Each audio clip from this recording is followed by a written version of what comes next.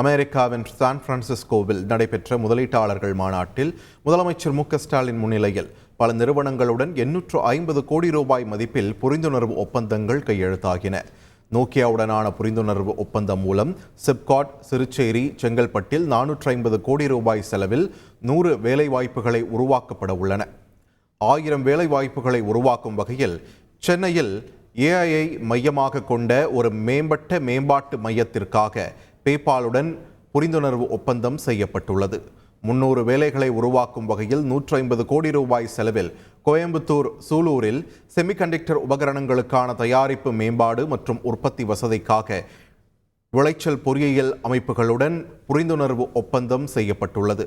சென்னை செம்மஞ்சேரியில் 250 கோடி ரூபாய் செலவில் 1500 வேலை வாய்ப்புகளை உருவாக்கும் வகையில் செமிகண்டக்டர் டெக்னாலஜியில் R&D மைக்ரோசிப் நிறுவனத்துடன் புரிந்துணர்வு ஒப்பந்தம் செய்யப்பட்டுள்ளது. இன்ஃபிங்ஸ் உடனான புரிந்துணர்வு ஒப்பந்தம் மூலம் மதுரை எல்காட் வடபழஞ்சியில் 50 கோடி ரூபாய் செலவில் 700 வேலைகளை உருவாக்கும் தொழில்நுட்பம் மற்றும் உலகளாவிய டெலிவரி மையம் அமைக்கப்பட உள்ளது.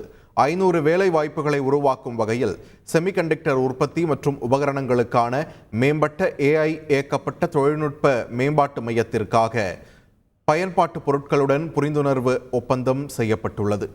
செங்கல்பட்டில் 400 கோடி ரூபாய் செலவில் 500 வேலைகளை உருவாக்கும் வகையில் எலக்ட்ரோலைசர் உற்பத்தி மற்றும் ஹைட்ரஜன் கரைசல் அமைப்புகளுக்கான உதிரி பாகங்களை தயாரிக்கும் வசதிக்காக ஓமியம் நிறுவனத்துடன் புரிந்துணர்வு ஒப்பந்தம் செய்யப்பட்டுள்ளது.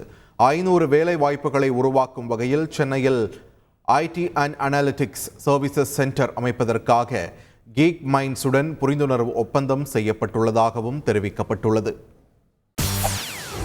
செய்திகளை உடனுக்குடன் தெரிந்து கொள்ள உடனே சப்ஸ்கிரைப் பண்ணுங்க.